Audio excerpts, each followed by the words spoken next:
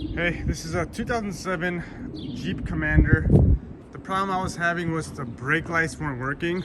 And here are 3 things that you can check to fix your problem. I'll talk about how I fixed mine. I just want to make a quick video on this. First thing is obviously check your bulbs. Now I had a feeling it wasn't the bulbs because when we were pressing the brakes, none of them were working out of the 3. We checked the bulbs anyways. A few of them were bad, so we went ahead and replaced them. To replace the bulbs is really simple. You just pop these 2 clips off. The housing will come out. You just gotta pull. There's 2 more clips over here that you just gotta yank off, and then you could inspect your bulbs over there. So we replaced those. I know brake lights.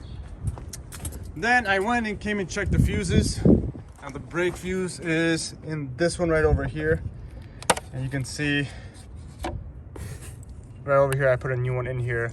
But the problem was that this fuse didn't look like it was blown. I pulled it out and it looked like it was fine. I didn't test it with resistance. If you want to know how to check fuses, I have another video for that.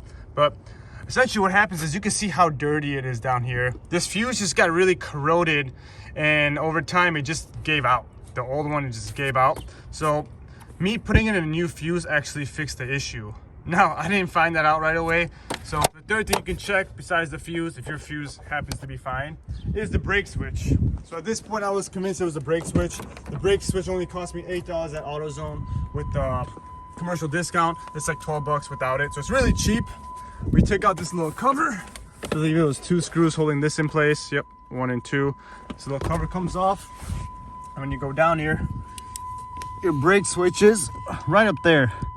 And you just kind of twist it counterclockwise. It comes off. The connector is kind of a pain.